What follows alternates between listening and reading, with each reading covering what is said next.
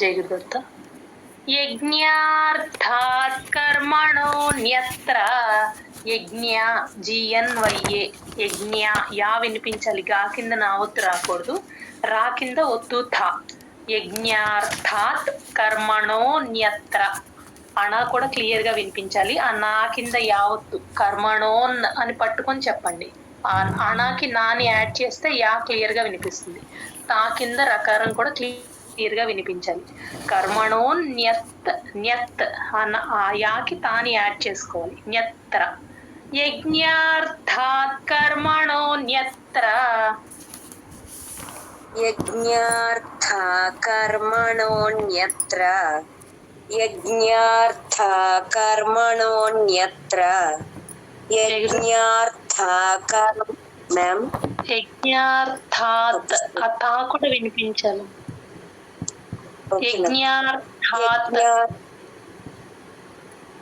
యజ్ఞార్థాత్ కర్మణోన్యత్ర యజ్ఞార్థాత్ కర్మణోన్యత్ర యజ్ఞార్థాత్ కర్మణోన్యత్ర లోకోయం కర్మ బంధనః. ఇక్కడ లోకోయం కర్మ బంధనః.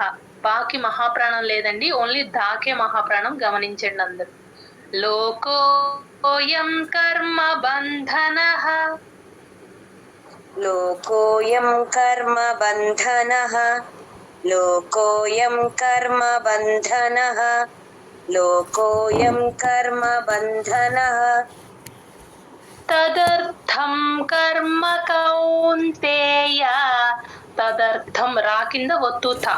తదర్థం కొంచెం మహాప్రాణం గట్టిగా చెప్పాలి. టీహెచ్ఏ థా అండి, డిహెచ్ఏ అనకూడదు. తదర్థం కర్మ కౌంతేయ ఔకారం కా ప్లస్ ఔ కౌ నోరు ఇలా రౌండ్ గా అవ్వాలి. తదర్థం కర్మ కౌంతేయ.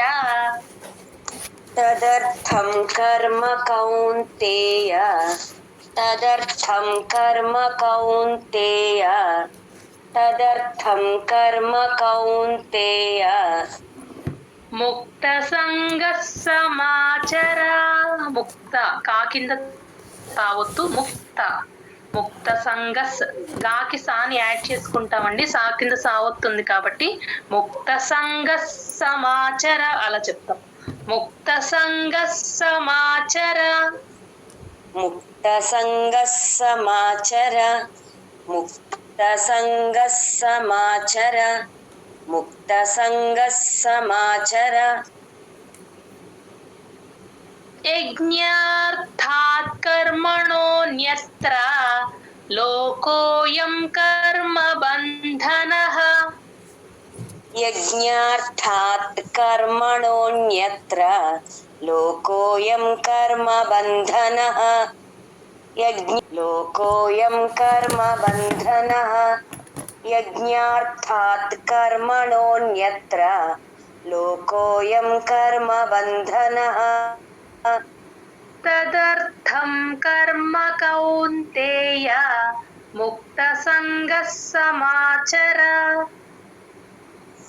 తదర్థం కర్మ కౌంతేయ ముక్త సంగ సమాచర తదర్థం కర్మ కౌంతేయ ముక్త సంగ సమాచర తదర్థం కర్మ కౌంతేయ ముక్త సంగ సమాచర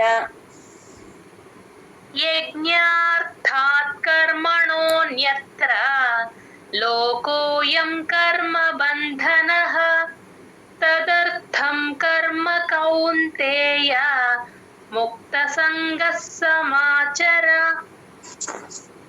యజ్ఞార్థాత్ కర్మణోన్యత్ర లోకోయం కర్మ బంధనః తదర్థం కర్మ కౌంతేయ ముక్త సంగ సమాచర యజ్ఞార్థ